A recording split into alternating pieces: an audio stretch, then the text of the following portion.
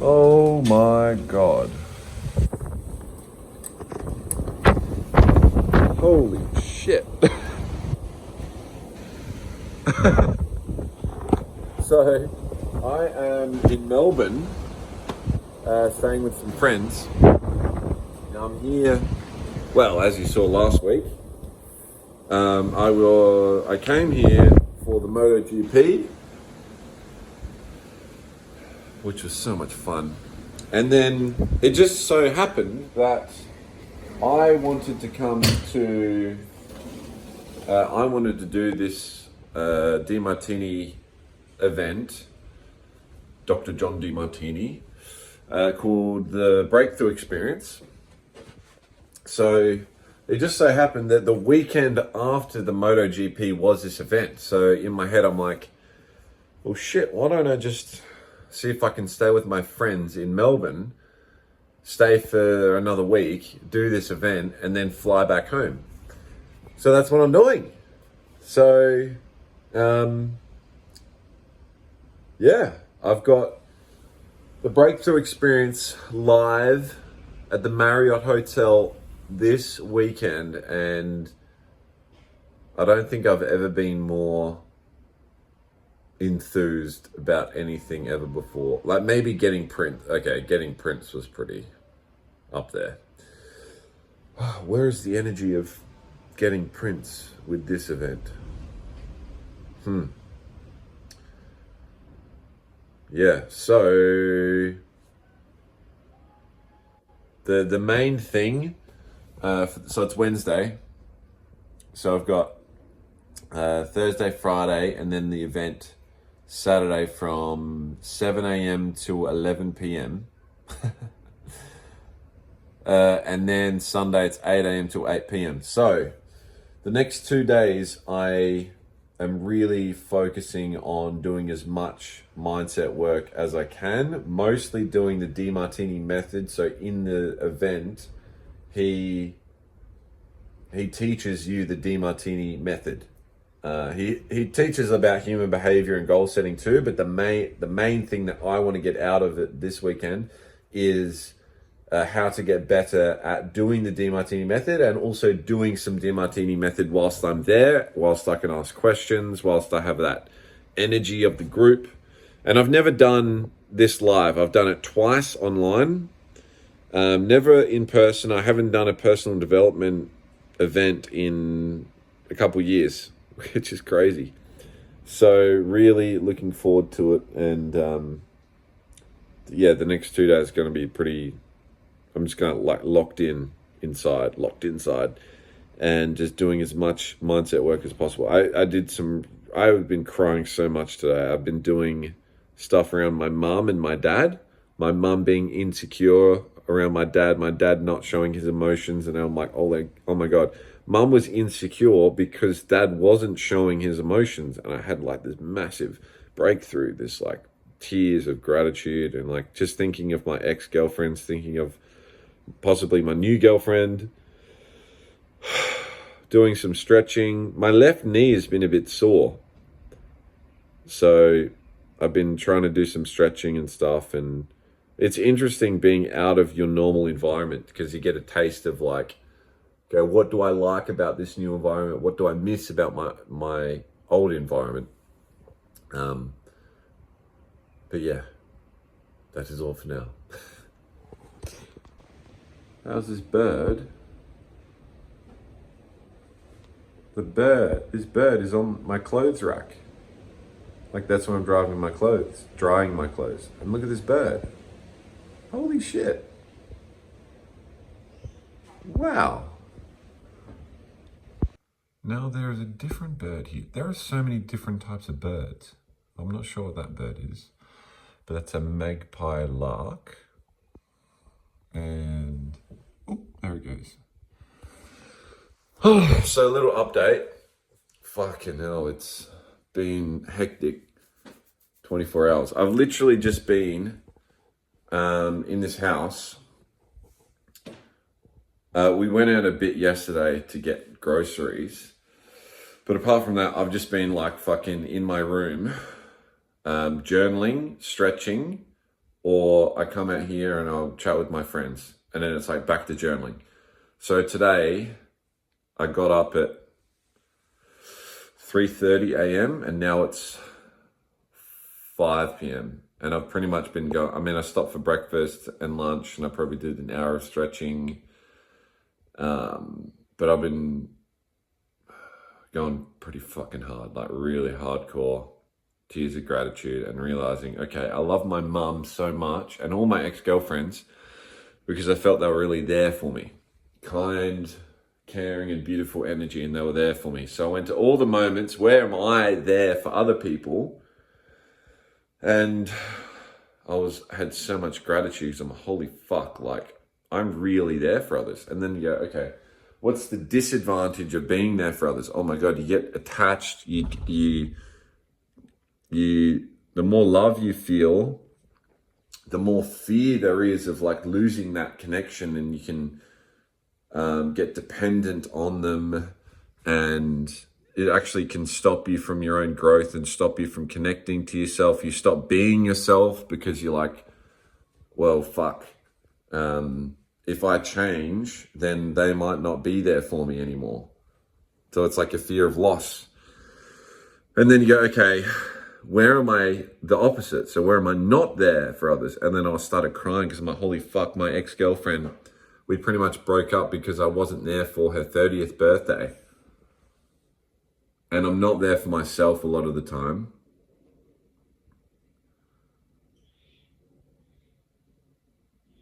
Oh my God.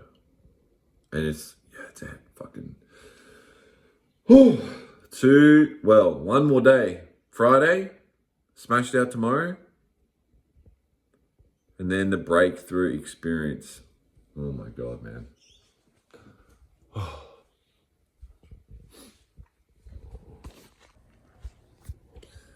Day 3 of being in Melbourne, staying with my friends. Oh, it's happening tomorrow.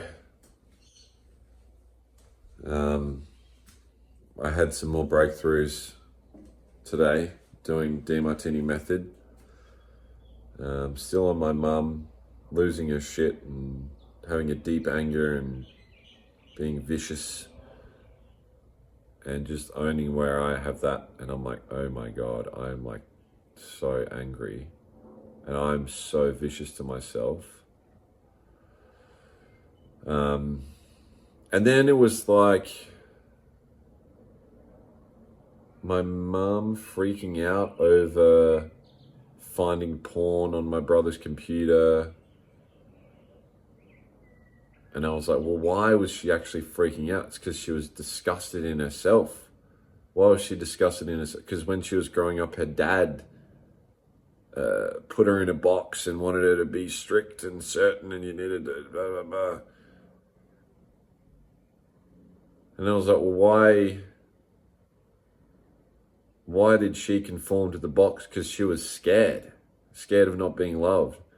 Why is she not scared of not being loved? She's scared of opening her heart. She's scared of opening her heart. And I'm going, holy fuck, I'm so scared of opening my heart. And then that was a few hours ago, and then I was like fucking clonked out, and I was fucking...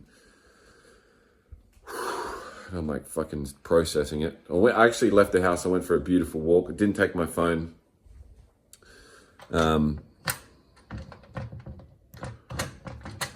Didn't take my phone. Saw some beautiful birds.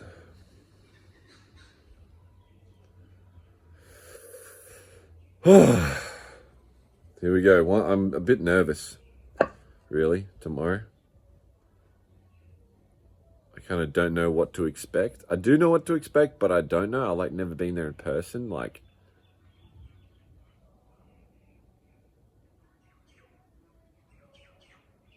I was just looking out the window being like, look what I came in, I'm in Melbourne, I'm staying with beautiful friends. I'm about to do this event. I'm paying off my other course.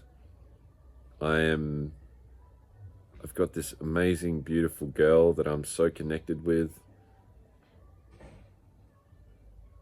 It's like, I created all this. And then it was like, no, we created all of this. And then it's had a tear. And then I started recording this. But how cool is all this? Oh, and she pulled the weeds out. Look at that. Yo, as you can see, I shaved my head. Yeah. All right. Time for the breakthrough experience. Oh yeah.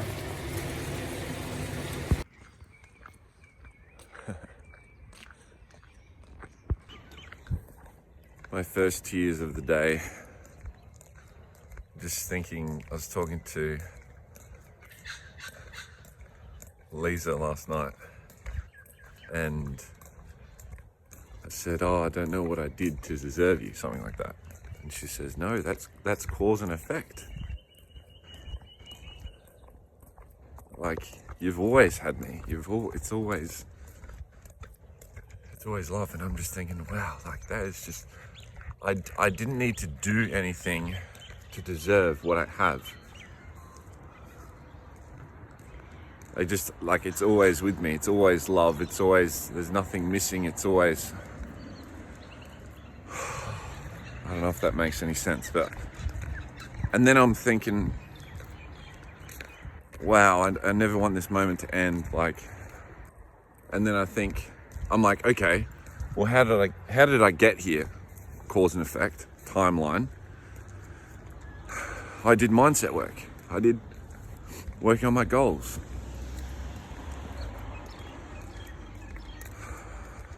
So I'm like, okay, I need to do more mindset work, and I get more of this. It's like the bias that if a little bit's good, then a lot must be better. So it's not really that. It's more making.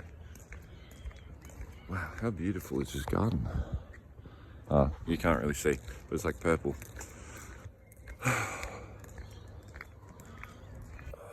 So I'm thinking, well, it's not about doing mindset work. It's like about strengthening my weakest links, because we live in the physical world with all of these areas of life,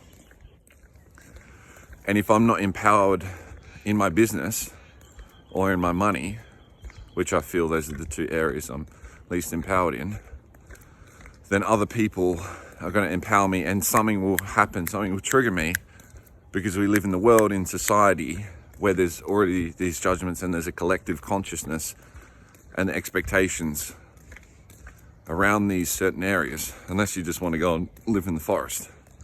But even if you do live in the forest, you're still expected to do a job, have some sort of purpose. Which I do have a great purpose, and even though I'm not working a 9-to-5 job, or I'm not making consistent money every week and all this kind of thing, it's still there. But empowering myself in those areas for business and money are just going to basically keep me more stable. Like, instead of if I'm a race car, instead of trying to just get a better engine, faster. No, you need better turning, you need better acceleration, you need better braking. So it's like setting yourself up so that you can handle these higher levels of enlightenment. Yeah, that's it. Oh my God, it hasn't even started yet, and it feels like the most beautiful day of my life. It is the most beautiful day of my life. Oh.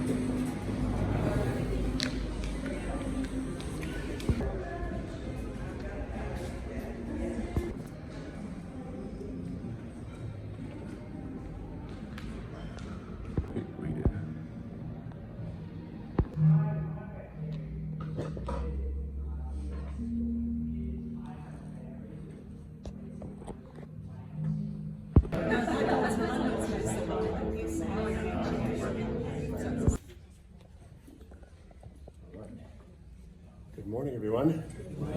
Morning. Can you hear me?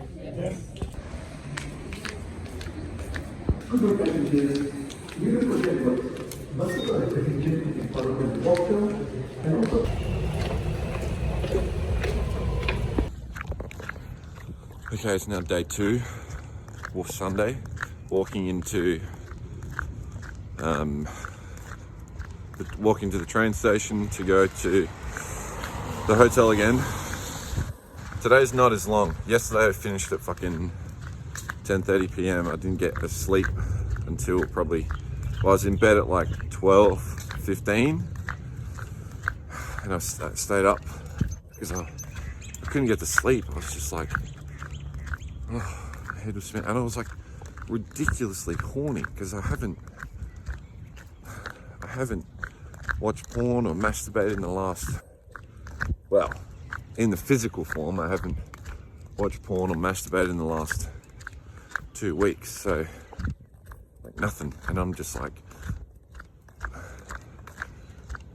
all this energy, and I'm like, oh. I have these like crazy like sexual fantasy things going into my head, but I was also like ridiculously grateful and crying, and I wrote down, it's beautiful to see someone as who they really are, because I was looking at Mark, the guy I'm staying with at the moment, and I'm just like, wow, he's just so beautiful. He's just me. He's just like everyone has their own little beautiful take on things. Like, I thought I knew the Demartini method, but everything I thought I knew nothing. I know nothing of. Everything I thought I knew nothing of. It's like the white belt mentality. Clean the slate, get rid of the ego, and don't be like, yeah, I know that. I've heard that before. I've done that before. It's like, no, start fresh. Because it's like you can't see the forest through the trees. Your brain tries to protect you so much from your traumas that it's really fucking hard to see it. So yeah, yesterday we just did lots of mindset work, I would call it. So Demartini method. And I was doing my mum. And I had some fucking insane realizations. I had a vision of me in the womb of my mum feeling alone, and then the dolphin. So there's a story when my mum was pregnant and she went to SeaWorld. She didn't know she was pregnant and did the dolphin experience, and the dolphin came up and started rubbing its head on my mum's belly. And then I also had a vision when I was a young kid. I went to bed and I was cuddling this big dolphin, and I just felt so safe. But I wouldn't have felt safe if I didn't feel so lonely. Oh, shit. Just ran into a bush.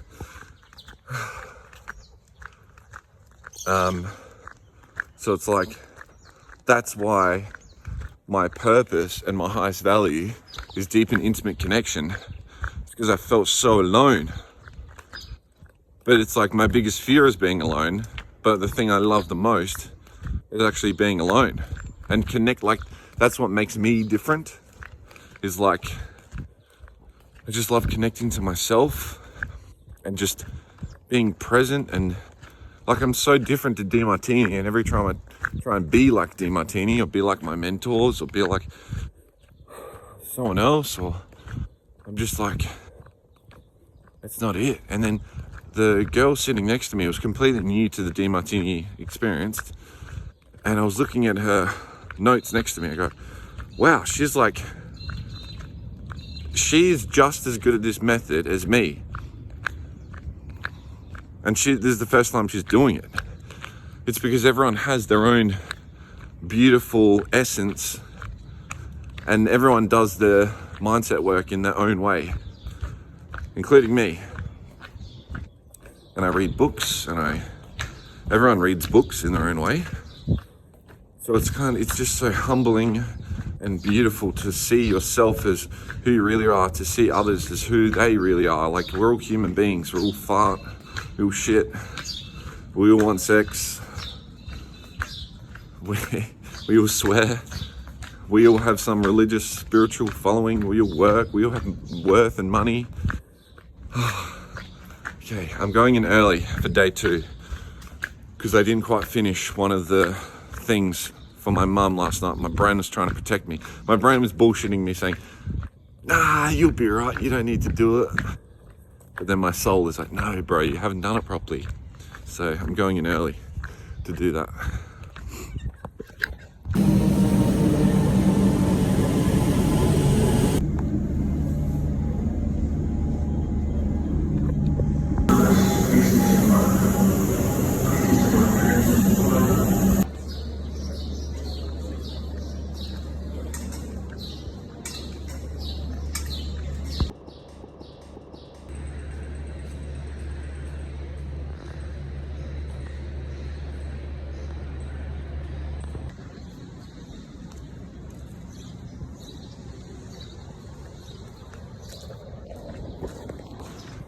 As much as I love Adelaide, it's pretty fucking cool to see all of the really tall buildings.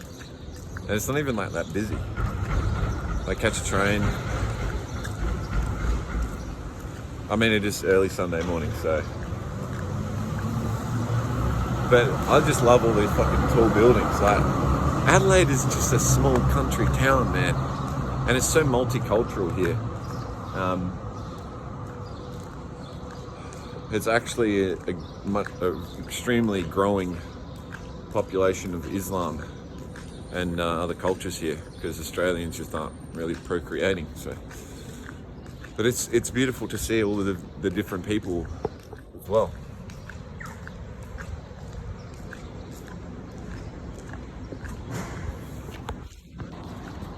That's pretty cool. I hadn't seen that before.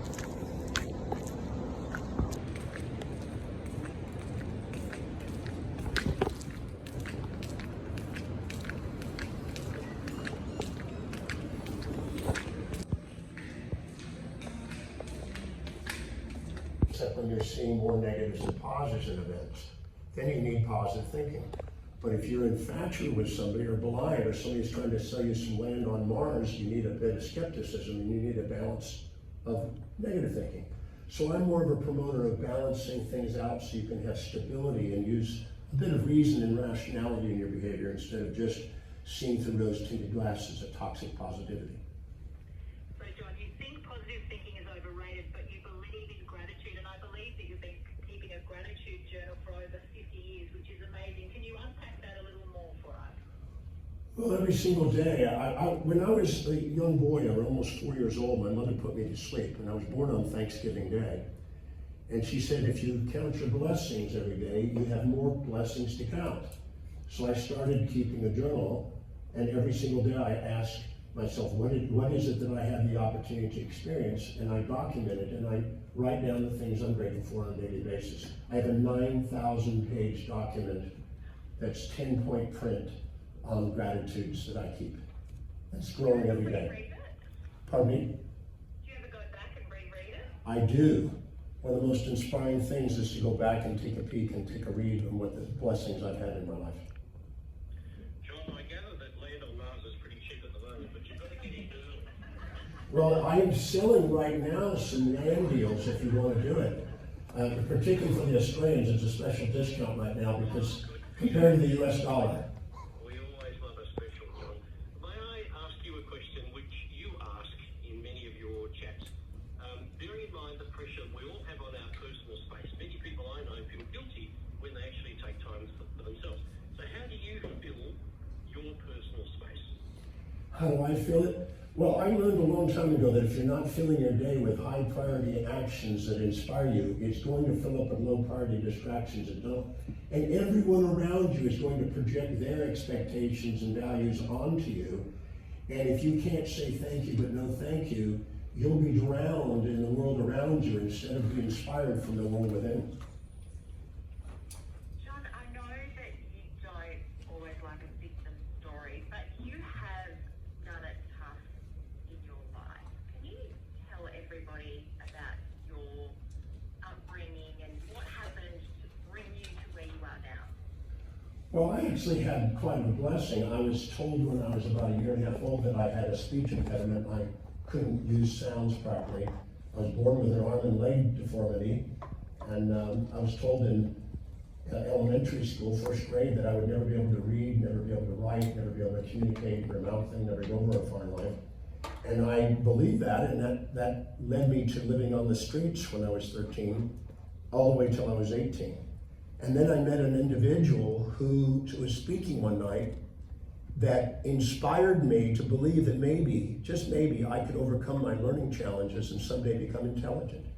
And that man transformed my way of looking at life. And that's why it'd be impossible to convince me you can't transform your life, because the one thing a man said shifted the way I thought of things, and it started me on a new trajectory. And here, 53 years later, I'm doing what I dreamed about because of what the man said. So you couldn't even read, and you went back and taught yourself to read, and then just read everything you possibly could get your hands on. Is that right? I did.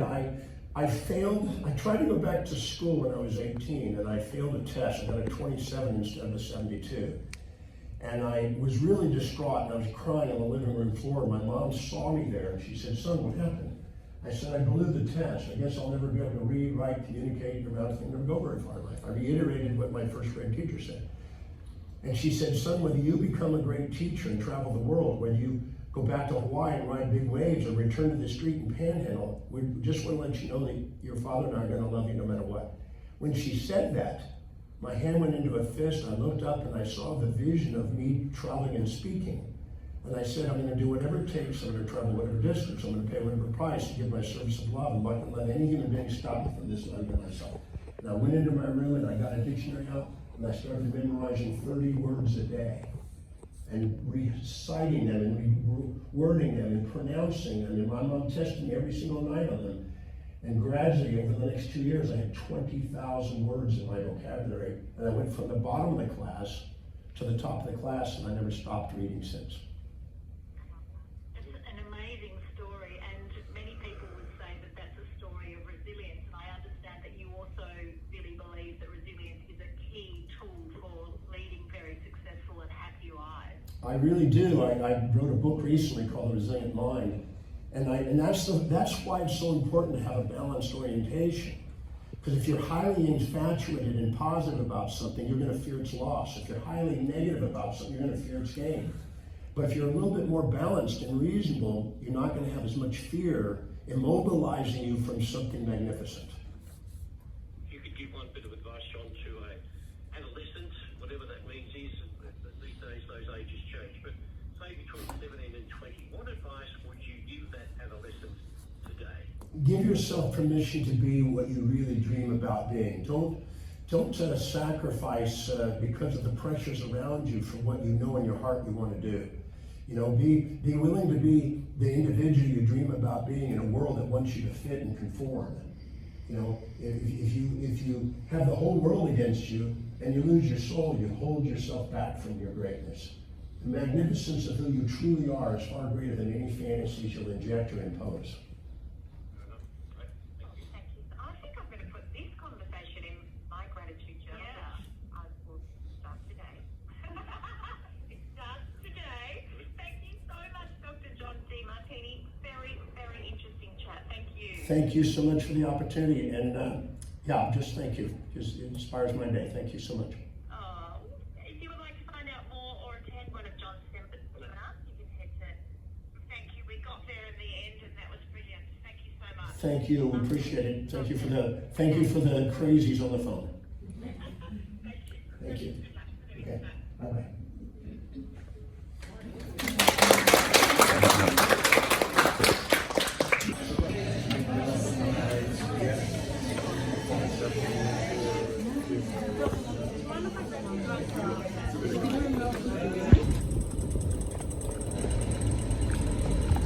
Chinatown, back to my roots. That was honestly about to get run over. That was the most fucking beautiful experience I've ever had in my fucking life. I'm gonna have to do another video to explain everything I learned. That was fucked, bro. That was fucked. Like, in the most beautiful way. I feel so so inspired. Wow.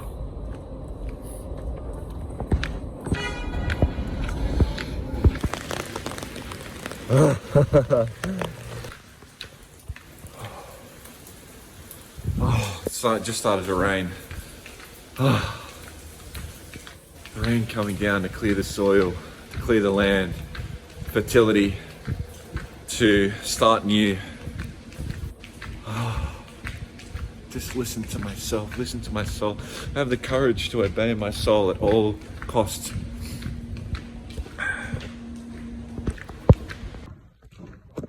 This reminds me of when I was in New York and there was rats. You would wait in the subway in like the middle of the night after a night of partying and you would see rats. I'm sure they must have rats down here. But look at this, going into the tunnel, into the depths of the unknown.